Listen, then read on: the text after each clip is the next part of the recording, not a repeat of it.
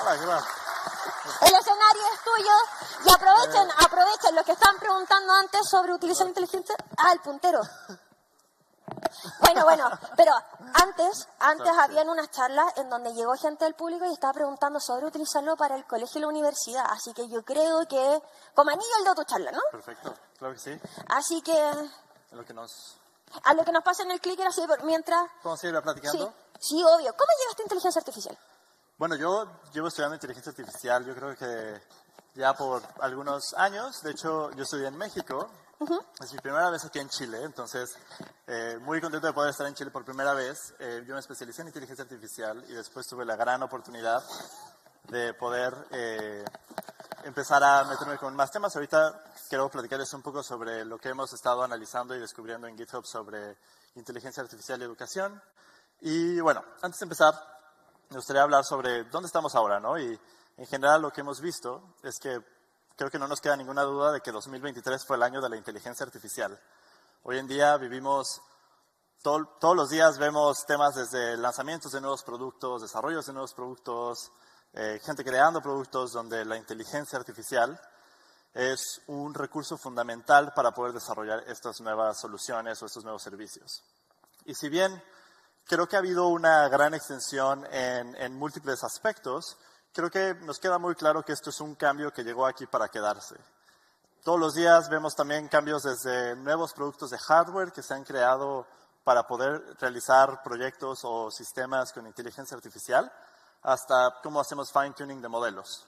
Entonces, esto va a estar aquí para quedarse y algo que nos queda o que nos da muchísima tranquilidad es poder ver, por ejemplo, cómo las personas con las que hemos tenido como estas conversaciones acerca de inteligencia artificial y educación han buscado de alguna manera u otra enfocarlo de una manera positiva. Pero esto no lo podremos confirmar hasta que veamos que estas soluciones se aplican de manera responsable y que estas afectan de manera positiva no solamente nuestra vida personal, pero también nuestras carreras y, por supuesto, también a nuestras comunidades. Entonces, probablemente han visto muchas veces presentaciones como esta en la cual tienes a los líderes de tecnología y sobre todo líderes de inteligencia artificial que hablan sobre los grandes beneficios que tiene la inteligencia artificial en temas de productividad. Lo que hemos visto ha sido cómo estos sistemas te van a ayudar para hacer correos mucho más rápido, cómo te van a ayudar a crear documentos o crear ilustraciones mucho más rápido. Pero si bien, por ejemplo, GitHub Copilot tiene la gran promesa de Copilot es que puedas programar mucho más rápido, sabemos muy poco sobre cuál va a ser el impacto en cómo tú aprendes, cuál es el impacto en tu cognición y cómo desarrollas nuevas habilidades con inteligencia artificial. Y es por esto que el equipo de educación de GitHub ha estado tomándose un tiempo para poder verificar cómo los desarrolladores y desarrolladoras están siendo beneficiados o afectados con estas tecnologías. Y nos planteamos 3 preguntas. La primera es, ¿cómo la inteligencia artificial puede llegar a afectar la manera en la cual tú estás aprendiendo a programar? La segunda es cómo se están cambiando las dinámicas en las clases o en los salones. Y la tercera es cómo esto está teniendo un impacto en el nivel o el desarrollo cognitivo de las siguientes generaciones. Y si bien lo vemos esto como algo muy sencillo, la realidad es que es algo un poco complejo y me gustaría empezar antes que nada con un ejemplo de qué es lo que estamos haciendo en este momento. Entonces, si ustedes tienen... Antes de empezar, ¿cuántos aquí tienen GitHub Copilot o han utilizado Copilot? Ok, veo como un 40% que lo han usado. Excelente. Entonces, ahí se ve, no se ve. Ahí está, bueno, ahí se ve. Lo primero que voy a hacer es, ¿qué es lo que normalmente podrías hacer tú aquí con GitHub Copilot? Ahí está.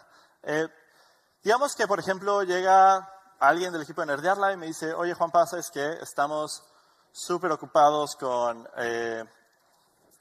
déjame ver si es algo con mis displays. Si no, sigamos con cómo está. Digamos que llega el equipo de Nerdearla y me dice, oye, Juanpa, ¿sabes qué? Quiero crear un sistema o quiero crear un proyecto y este proyecto va a ser un Snake. Lo que normalmente hemos visto que la gente hace es crear un nuevo archivo. Y este archivo, llamémosle index.html. Y digamos que este archivo lo que quiero que haga es un snake que permita a alguien pues, jugar el juego de Snake. Así que lo único que hago aquí, le digo a Copilot, hey Copilot, ya saben, queremos ser muy cordiales con la inteligencia artificial antes de que tome el control del mundo. Le dices, hey Copilot, I would like a Snake game that is in a single HTML, CSS and JavaScript. Y le damos Enter, ¿no? Entonces, esperamos a que Copilot piense. Y en este momento, Copilot del lado derecho lo que está haciendo es, va a buscar referencias a lo mejor de juegos como Snake que sean similares. En este momento me está diciendo, hey, estas son como algunas maneras en las cuales lo puedes utilizar. Y al final te dice, vamos a implementar esto de la manera en la que me lo pediste. Está un poco dramático ahorita porque está entrando y saliendo el display, pero créanme que todo esto está pasando en tiempo real.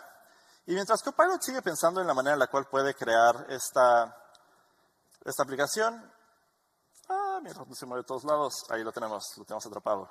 Perfecto, entonces ya lo creo. Lo que normalmente hemos visto que la gente hace es que lo copias, lo pegas, y entonces lo único que haces es guardarlo. Y vamos a abrir aquí nuestro super HTML. Veamos dónde estás guardado, HTML. ¿Dónde guardó mi HTML? Si no, creemos algo aquí rápidamente. Vamos a crearlo en este momento. Entonces, vamos a volver a hacer esto. touchindex.html. Ok, code HTML, index.html. Confiamos en este desarrollador, digamos que sí. Voy a volver a copiar y pegar esto. Lo ponemos acá. Lo pego, lo guardo. Open, abrimos esto. Aquí está nuestro index. Y si yo lo abro, tengo un juego de Snake que en esencia está corriendo por su propia cuenta. Ahorita no lo pudieron ver, pero en esencia funciona como un Snake completamente. Y si vieron, en este momento lo que yo estoy haciendo con mi Snake es que en esencia lo único que tuve que hacer fue pedirle a Copilot que lo haga por mí, tomó la tarea y lo realizó por mí. Creo que es el uso más normal de tecnologías como GitHub Copilot y la pregunta aquí que les hago es, ¿cómo nosotros verificamos que la gente está de hecho aprendiendo cuando están utilizando estas herramientas? Y la verdad es que es un poco complejo. En este caso lo que podemos hacer es decir, ok, te doy GitHub Copilot, úsalo para crear esta herramienta y luego creamos un grupo de control que no tiene acceso a la herramienta. Hacemos que ejecuten este código o que desarrollen el código y luego les quitamos Copilot y les decimos, bueno, ¿aún puedes crear el juego de Snake si te quito Copilot o tienes una dependencia en esta tecnología? Y por supuesto, creo que es un poco complicado entender la manera en la cual los usuarios pueden llegar a crear una dependencia y creo que algo que tenemos que empezar a analizar un poco más y que hemos hecho desde Education es cómo podemos asegurarnos de que la siguiente generación pueda seguir aprendiendo con acceso a estas herramientas. Y para esto, lo primero que tenemos que pensar es cómo se educa hoy en día. Y si lo piensan, la educación hoy en día ha seguido el mismo modelo ya por varias decenas de años, o bueno, milenios, donde desde los griegos tenemos una persona que tiene el rol del sabio, quien le enseña a una clase, y la clase tiene que seguir con esa misma dinámica o con ese mismo tiempo o ese mismo ritmo para poder llegar a aprender. El problema que existe con este modelo es que hay personas que a lo mejor aprenden de maneras distintas. Hay personas que a lo mejor tienden a ser neurodivergentes y el modelo actual puede ser un poco abrumador. Hay veces donde a lo mejor eres muy bueno o muy buena para una clase y es muy lenta la manera en la que se enseña, o muy rápido si es un tema que a lo mejor no es tan sencillo para ti. Entonces, eso llega a generar que muchas clases, pues, muy poca gente llega a terminar al final. Una de las maneras en las cuales el sistema de educación actual logra resolver esto es agregando más personas en los salones de clase. Por supuesto, tienes una mayor probabilidad de que más personas se titulen o terminen esa clase de manera como aprobatoria, pero entonces le agregas mucho más trabajo al profesor para que tenga que estar revisando y trabajando con estos estudiantes. Y si bien hay algo que nos encantaría a todos, que es, por ejemplo, ¿cuál es la diferencia entre que una persona tenga un tutor 1-a-1 versus una clase tradicional o convencional? En las clases tradicionales tenemos, no sé, digamos que en este caso este estudio se llama The Two Sigma Problem, que lo publicó Benjamin Bloom en 1984, donde lo que se investigó fue cuáles son las diferencias entre una educación convencional y una educación con tutoría uno a uno. Y al final lo que logró publicar son estos resultados, en el cual la gente que va a una educación convencional tiende a aprender, digamos, por así decirlo, un 50% de lo que se les enseña, versus comparado, por ejemplo, con una tutoría uno a uno, donde la gente tiende a aprender o reconocer o llega a procesar como el 98% de esta información que se les da en la clase. Y este es un problema como... Aquí el problema que Bloom intentaba explicar es cómo logramos que lo que pasa en educación convencional lo que pasa en educación tutoría uno a uno, podemos implementarlo en educación convencional, porque si lo piensan es imposible poder dar tutoría uno a uno a una cantidad de estudiantes que tenemos hoy en día. Y el problema de las dos sigmas tiene que ver más con, estadísticamente hablando, cuánto la gente estaba almacenando información o estaba aprendiendo. Donde, si saben de estadística, las dos sigmas significa, es la manera en la cual, por ejemplo, si tú aprendes el 50%, después de las dos sigmas terminarías aprendiendo cerca del 98% de lo que se enseña en esa clase. Entre paréntesis, la tutoría uno a uno puede marcar una diferencia entre tú aprender el 50% de lo que te enseñan versus, en esencia, convertirte en un experto o experta del tema que se te está enseñando. Y lo que se descubrió es que la educación, sobre todo tutoría uno a uno, tiene tres características fundamentales que fomenta que las personas aprendan un poquito más allá que la educación convencional. La primera es que la educación es activa. Si alguna vez han tenido un profesor que a lo mejor no logran como agarrar bien a la clase o que es un poco aburrida, eso puede generar que las personas pierdan como la atención y eso convierte la clase un poco más difícil para que tú puedas aprender.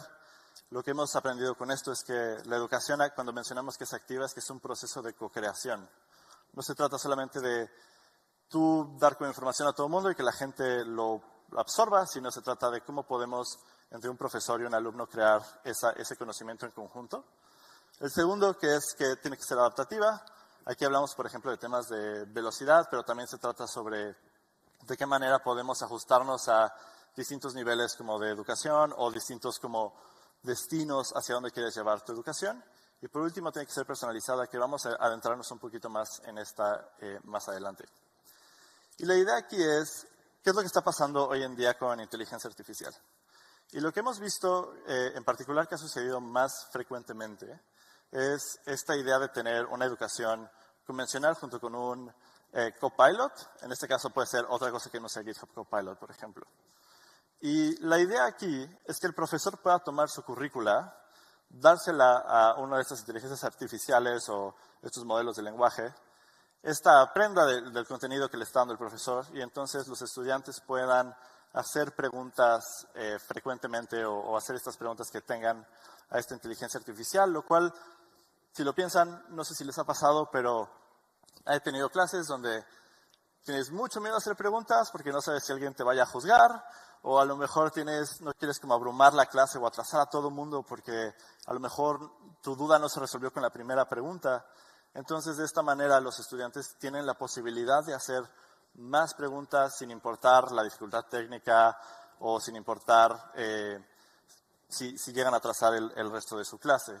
Y esto tiene tantos beneficios que, por ejemplo, algunas pruebas, algunos estudios que se han hecho han demostrado que estas inteligencias artificiales que se utilizan como copiloto de las clases promueven a que los estudiantes hagan 30% más preguntas en el salón de clases. Y por otro lado, también es un beneficio para el profesor, porque el profesor ya no tiene que resolver todas estas dudas que muchas veces son como preguntas frecuentes. Entonces, imagínense si son programadores o programadoras, el profesor ya no tiene que a lo mejor enseñarte cómo instalar una librería, que muchas personas pueden tener la misma duda, sino se puede enfocar en el contenido, que es realmente lo importante de dar una clase. Al punto que, por ejemplo, en GitHub se está experimentando con que tú puedas crear tus propios modelos de lenguaje con base a la información que le pones a un repositorio. Y de esa manera tú como profesor pues subes tu currícula a un repositorio de GitHub. Este repositorio es procesado por esta inteligencia y entonces automáticamente te genera un copilot chat para que la gente pueda hacerle preguntas al código o a la currícula que está generando. aunque eso suena todavía como un futuro lejano, la realidad es que ya tenemos varios sistemas que están utilizando este mismo formato o este mismo protocolo. De hecho, ¿alguien aquí conoce Harvard CS50? Wow, súper poquitos. Ok, Harvard CS50 es en esencia la escuela de programación más grande del mundo. Todos los años tienen cientos de miles de estudiantes aprendiendo las bases de programación.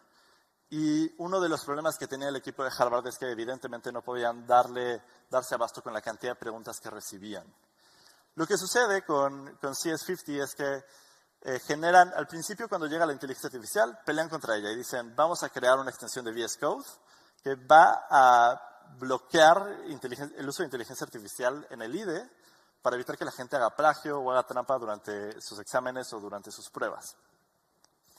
Y al final esto fue un gran problema, porque CS50 estaba invirtiendo más recursos en evitar que la gente hiciera plagio a en realidad seguir estudiando, o bueno, seguir enseñando o seguir apoyando que la gente siguiera aprendiendo.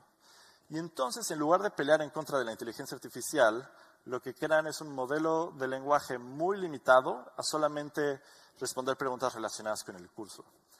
Y esto dio resultados extraordinariamente buenos, entre ellos, por ejemplo, los estudiantes sentían mucho más apoyo por parte en la clase, se sentían que podían hacer preguntas sin importar la dificultad técnica, y al final del estudio lo que promueven mucho es que la experiencia del estudiante durante el curso versus aquellos del grupo de control, que son estas personas que no tuvieron acceso a la inteligencia artificial, aumentó en un 30%. Entonces es un resultado, una mejora relativamente considerable, pero ¿qué viene a futuro y cuáles son algunas de las cosas que se están desarrollando hoy en día? A futuro lo que se está desarrollando es exactamente un modelo que se llama ITS, que sé que es creo que es un acrónimo un poco complicado en español, pero con ITS lo que nos referimos es a Intelligent Tutoring System.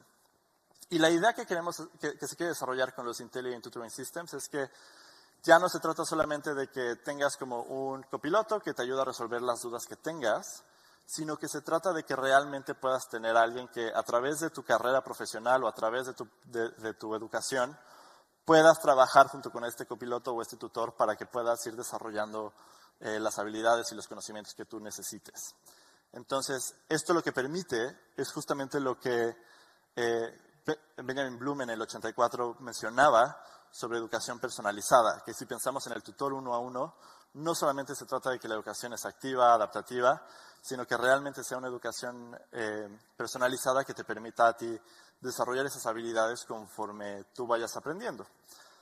Esto es, y a lo que me refiero con personalizada son las siguientes cosas. Lo primero es, tiene que ser un tipo de educación donde tú puedas elegir hacia dónde quieres ir, o sea, cuál es el destino de tu educación. Por ejemplo, si quieres ser experto en inteligencia artificial, puedas definir ese como un destino. Si no quieres ser experto en inteligencia artificial, también lo podrías definir ahí. Puedas definir un paso o qué tan rápido quieres llegar ahí.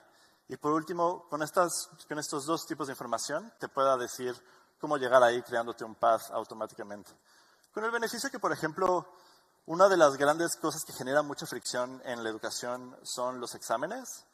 Y de esta manera, digo, si se implementa de manera apropiada, en lugar de tener un examen como cada mes o cada cierto tiempo, lo que puedes crear es que constantemente se estén validando los conocimientos previos del estudiante sin tener que, no sé, como tener que hacer estas pruebas que pueden llegar a ser un poco abrumadoras para muchos.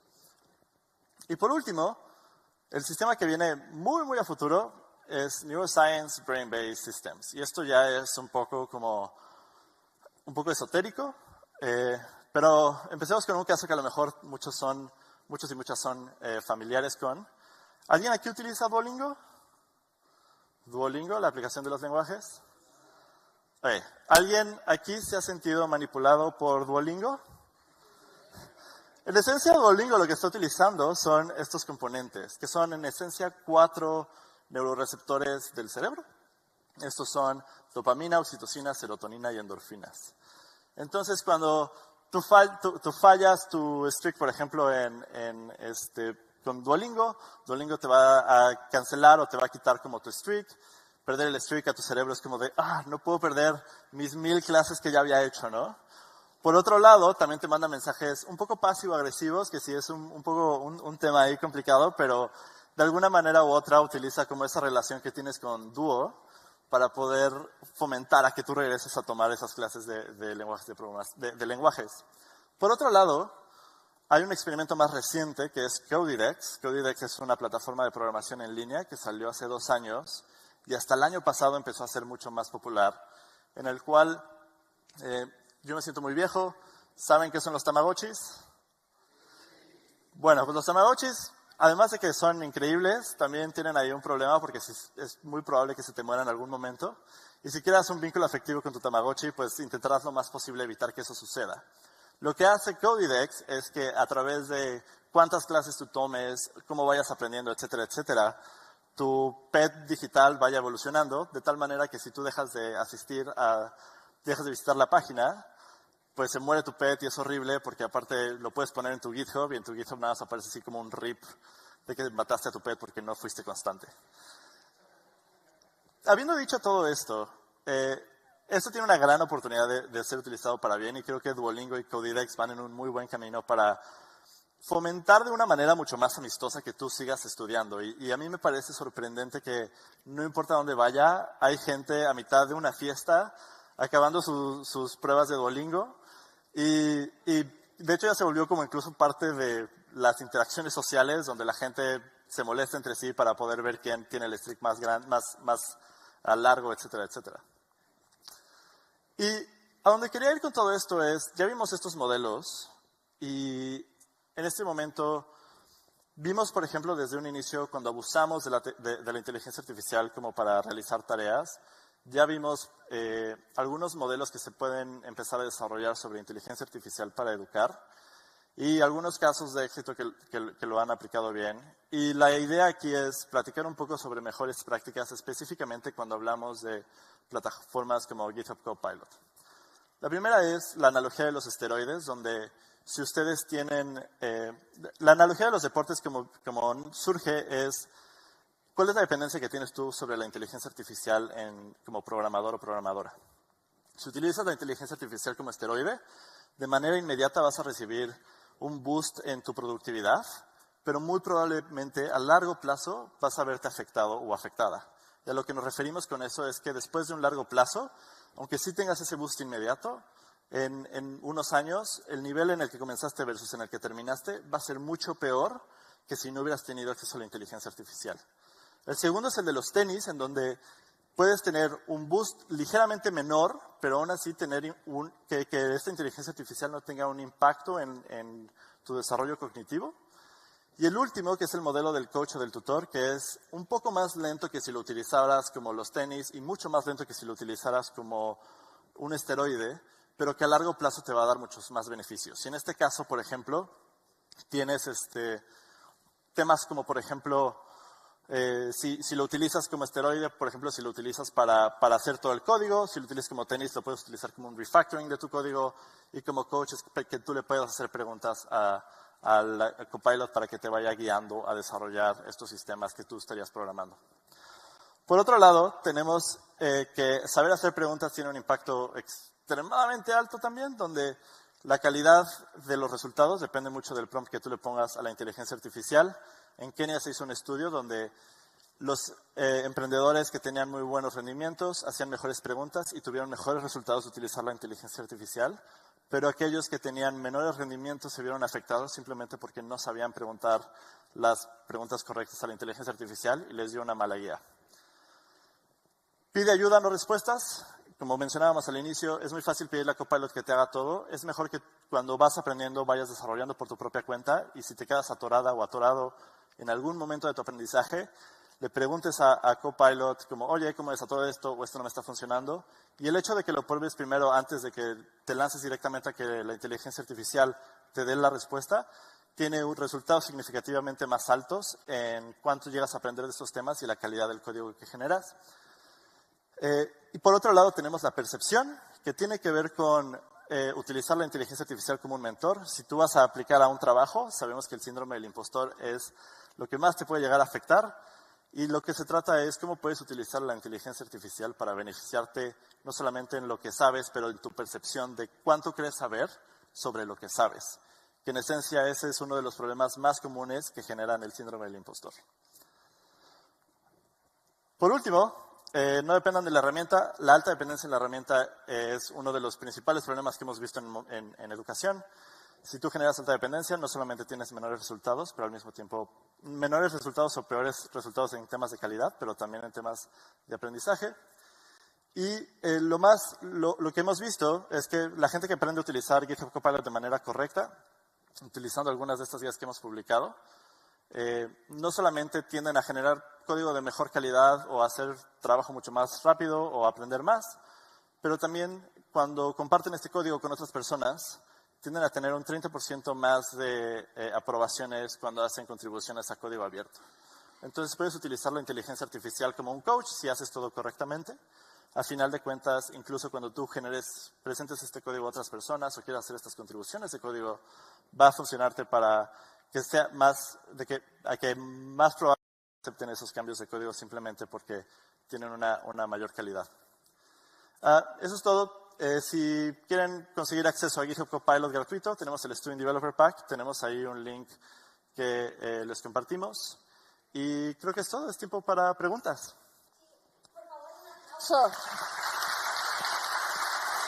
Excelente charla al respecto, déjame decirte. ¿Cómo se sienten ahora? Aparte de haber estudiantes, ¿hay profesores más acá? ¿Alguno se dedicaba a la docencia? Ya sabes, ¿cómo es tener 45 alumnos en sala? 50.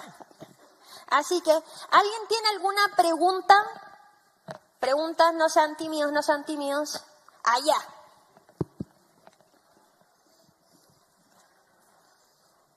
Hola, buenas. Gracias por la presentación, primero que todo. Con respecto a lo que tú decías, yo veo más peligroso, más que no se aprenda con el tema de los esteroides, que es la analogía, es visto como que podría haber posibilidades de problemas de seguridad, por ejemplo, backdoors, cuando se hace totalmente el código de inteligencia artificial con Copilot, y que la gente no aprenda eso, no haga test correctos, que no tenga buenas prácticas de seguridad, lo veo más peligroso. ¿Qué piensas tú de eso? Bueno, creo que dejarle la responsabilidad de seguridad a una inteligencia artificial todavía no es quizás ahorita la mejor idea. Sin embargo, GitHub Copilot intenta mantenerse actualizado lo más posible con las últimas vulnerabilidades de seguridad. Sin embargo, también es importante considerar que lleva un tiempo poder entrenar estos modelos.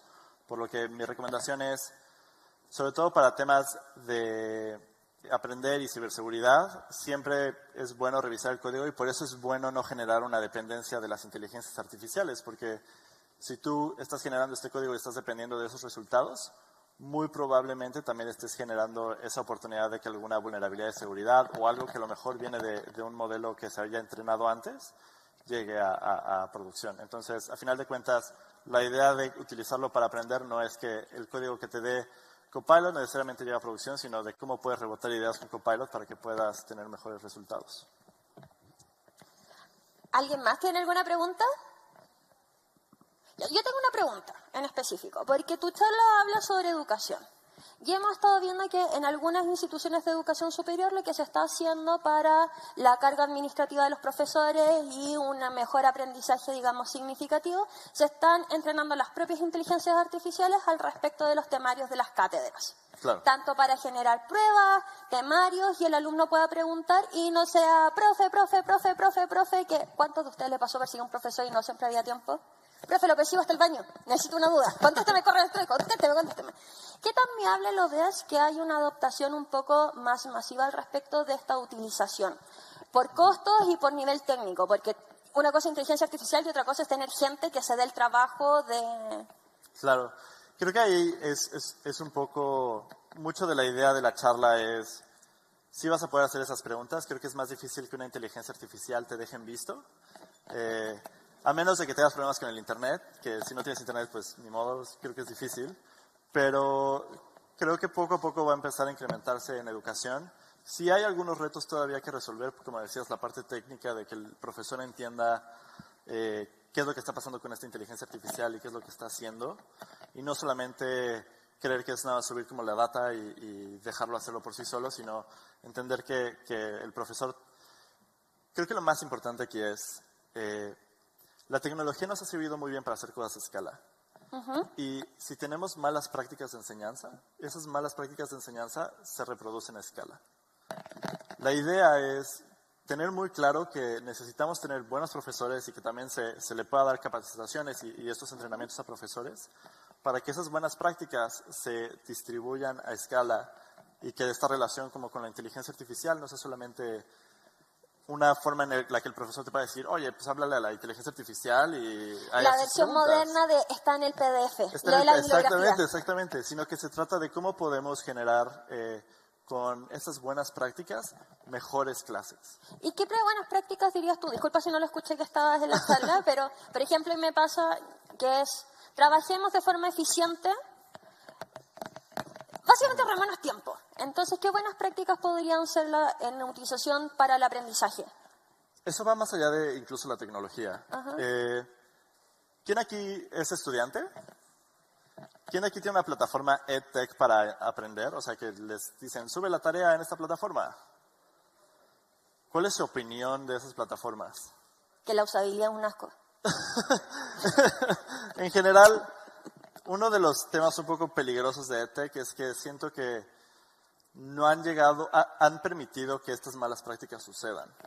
Y con inteligencia artificial, a donde yo lo veo es, el profesor tiene más oportunidad de pasar o de revisar o estar más tiempo con el estudiante y no resolviendo los problemas técnicos.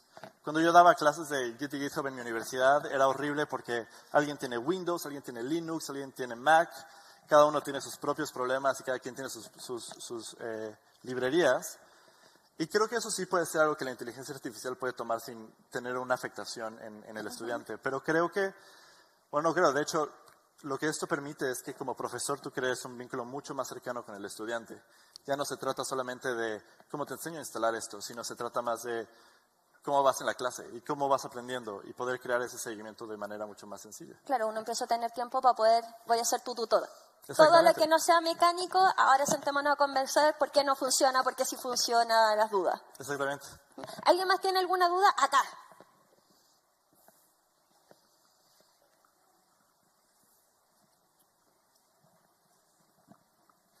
Hola, muy buenas tardes. Gracias por la charla. Lo primero que quería consultar era sobre cómo ven las próximas generaciones de estudiantes que están ocupando la IA como endorfina, como esteroides, como tutor. Ya que últimamente, como se ha estado expandiendo mucho la IA, no todos la saben utilizar de forma correcta y lo utilizan como dame X código. Sí. Bueno, creo que hay dos partes de esa pregunta. La primera es que creo que haber permitido que todo el mundo o una gran cantidad de población tuviera acceso a la inteligencia artificial es bueno, porque nos permitió ver cómo distintas personas están utilizando la herramienta y poder empezar a tomar decisiones. Por otro lado, creo que lo que están haciendo las siguientes generaciones también lo están haciendo las generaciones actuales y las de antes, que es, en este momento estamos un poquito en este modelo de exploración, donde todos estamos viendo cómo podemos utilizarla y cómo puede beneficiarnos. Y es por eso que es tan importante charlas como esta, donde podemos platicar sobre cuáles son algunos malos hábitos que hemos empezado a ver. Desafortunadamente, educación e inteligencia artificial es, aunque ya lleva varios años en estudios, con inteligencia artificial generativa es extraordinariamente nuevo, donde hace unos meses apenas salieron cerca de 30 artículos, que es lo que todo el mundo está basándose para poder empezar a guiar cómo están haciendo no solamente sus clases, pero incluso política pública. Yo tengo una duda, porque hablamos de inteligencia artificial, lo bueno, lo bonito, lo feo, lo raro, y andan dando vueltas muchos estudios que hablan sobre que el sobreexceso de utilización de inteligencia artificial en educación, disculpen, todavía me aparría si no me pierdo lo que estoy diciendo, está generando una brecha en la capacidad de pensamiento crítico y de habilidades autorreflexivas en los alumnos. ¿Eso qué tanto es mala práctica? ¿Viene de todas las tecnologías? ¿Es un caso de alguien piensa en los niños o realmente tenemos un problema de inteligencia artificial? Por un lado, sí limita como el pensamiento, más que el pensamiento crítico, la creatividad del pensamiento, porque si lo pensamos, cuando ustedes... Todavía es un estudio muy preliminar, pero lo que hemos descubierto es que la gente que depende de la inteligencia artificial genera genera resultados muy parecidos entre sí mismos o mismas. Entonces, si yo le pongo el mismo, en esencia las dos personas ponen el mismo prompt para resolver una tarea y va a converger o va a ser muy similar el uno con el otro. Y eso puede limitar un poco la creatividad de la manera en la cual resolvemos problemas. Sin embargo, aquellas personas que lo utilizan en este modelo de tutor y mentoría funciona mucho mejor porque entonces no te da el resultado en sí, pero te ayuda a pensar de maneras distintas. Entonces, aunque sí podamos decir como limita un poco el pensamiento cuando es mal utilizado, expande el pensamiento cuando está bien utilizado para temas de creatividad, por ejemplo. ¿Alguien tiene alguna pregunta? Allá. Y después para allá, prometo. ¿A qué le dirías a las instituciones educativas que no están usando IA o que bloquean el uso de la IA? A las instituciones, primero no puedes luchar contra ello. Ya está ahí afuera. Es como cuando yo era joven nos bloqueaban usar Wikipedia y es como... O sea, ahí seguía, ¿no? Yo creo Nunca vas a tener una calculadora en tu bolsillo. Nunca, exactamente. Yo creo que lo que va a lograr un poco la inteligencia artificial, y todavía falta mucho trabajo, ¿no? Y falta mucho tiempo, pero si logramos tener mejores experiencias de aprendizaje, es menos factible que las personas lo utilicen para plagiar sus tareas o sus trabajos. Entonces, cuando tú ves la razón por la cual la persona hace trampa en las clases es porque se sienten no se sienten como alineados con la clase, se sienten que se les ha dejado a un lado, el profesor no les contesta las preguntas. Entonces, si logramos que esto mejore un poco y sobre todo, lo digo mucho para los profesores, que ojalá les reduzca la carga de trabajo, porque hoy en día los profesores tienen una cantidad de responsabilidades brutales y espero que si se utiliza de manera correcta podamos empezar a darles más libertad de, a lo mejor no estar revisando las tareas tan a profundidad, pero que les pueda servir para enfocarse en los estudiantes y cómo van avanzando en las materias. Entonces, mi punto con todo esto es, como pasó con lo de Harvard, si luchas en contra de la inteligencia artificial, vas a dedicar más recursos a luchar en contra de la inteligencia artificial que a ofrecer mejor calidad de educación. Eso. Y allá, que me había quedado al debe. Hola, muchas gracias por la presentación. Bueno, yo quería comentar una anécdota que mi papá siempre me dice. Por ejemplo, en el caso del GPS. Si uno se fija, hoy en día todo el mundo sabe cómo llegar a cierto punto en la ciudad. Pero si uno le quita el GPS a una persona, a un taxista, a un Uber, no sabe dónde está parado. O sea, puede ser que para aprender algo, la tecnología no sea una herramienta ideal, porque al final, ¿cómo yo aprendo cómo llegar a un punto? Tengo que aprenderlo yo. Por lo que veo yo es que la inteligencia artificial es una herramienta muy útil para realizar cosas. Una vez ya aprendí. En este caso yo comparto eso que dices tú, que dice, claro, la inteligencia artificial es una herramienta, pero hay que saber usarla como un coach, como un guía, pero como esteroide, sí, pues, claramente hay una desventaja porque en un punto determinado va a ser contraproducente para uno mismo. Eso. Muchas gracias por la charla. ¿Alguna otra duda, consulta, pregunta? Creo que viene allá arriba. Allá, arriba. Hola, mira, la duda que tenía sobre todo es a qué edad, o si tienes algún análisis o estudios sobre qué edades son buenas para empezar a usar la IA en la educación. Es un tema bien delicado porque tiene que ver muchos temas. El primero, cada país tiene sus propias políticas de privacidad de data. Entonces, en Estados Unidos es muy complicado darle tecnología a menores de 13 años porque hay una gran cantidad de leyes que prohíben que tengan acceso a ese tipo de sistemas, sobre todo que interactúen con otras personas. Ahorita no sabemos cuál es el mejor momento, todavía no tenemos esa data. He escuchado gente que está empezando a experimentar en K6, que es de 6 años para arriba. Yo creo que K12, que son 13 años para arriba, es una buena idea experimentar, pero sobre todo como experimentas con personas, es un poco tedioso hacer esos experimentos hoy en día. Bueno, y con eso, por favor, un aplauso a la introducción que nos están dando. Muchas gracias. Lo último, antes de que te vayas, ¿dónde te encuentran? Porque acá yo ya vi que había gente que quería seguir haciendo preguntas. ¿Dónde te encuentran? Juan P. Flores en todas las redes sociales, en GitHub, en Twitter, todos lados. Muchas gracias. Gracias. Ahora sí, aplausos con ganas, con ganas. quiero aprovechar de recordarles a OpenCube, que es la plataforma en donde pueden conocer todo lo que opinan las personas que trabajan en la industria sobre